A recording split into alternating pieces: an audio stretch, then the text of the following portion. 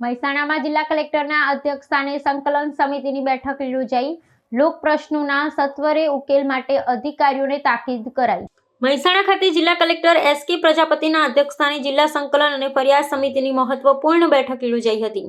આ બેઠકમાં જિલ્લાના વિવિધ વહીવટી પ્રશ્નો અને જનપ્રતિનિધિઓ દ્વારા રજૂ કરવામાં આવેલી સ્થાનિક સમસ્યાઓ પર વિસ્તૃત ચર્ચા કરવામાં આવી હતી। જિલ્લા કલેક્ટરે તમામ સંબંધિત અધિકારીઓને લોક પ્રશ્નો પરત્વે વિશેષ ધ્યાન કેન્દ્રિત કરી નિયત સમય મર્યાદામાં તેનો સંતોષકારક ઉકેલ લાવવા માટે કડક સૂચનાઓ આપી હતી।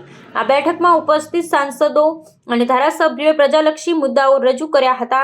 લોકસભા સાંસદ હરિભાઈ પટેલે આગામી ઉનાળામાં પીવાના પાણીના સુચારુ આયોજન, તળાવો ભરવાની જોડાણ યોજના, વાહન વ્યવહારની સમસ્યાઓનું નિવારણ, માર્ગો પરથી અવિઘટનીય કચરો દૂર કરવા અને જમીન માપણીના પ્રશ્નો ઉકેલવા પર ભાર મૂક્યો હતો।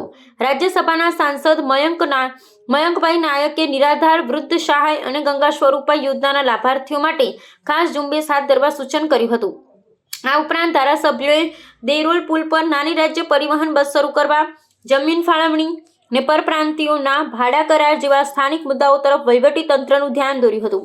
બેઠકના અંતિમ ચરણમાં માર્ગ સલામતી જાગૃતિ ને માર્ગ મકાન વિભાગના વિવિધ વિકાસ પ્રકલ્પો અંગેની વિસ્તૃત પ્રસ્તુતિ કરવામાં આવી હતી। કલેક્ટરે અરજદારોના પડતર કાગળો, હિસાબ તપાસના બાકી પ્રશ્નો, સરકારી નાણાંની વસૂલાત અને નિવૃત્તિ વેતનના કેસોનું સત્વરે અને હકારાત્મક રીતે નિરાકરણ લાવવા તાકીદ કરી હતી।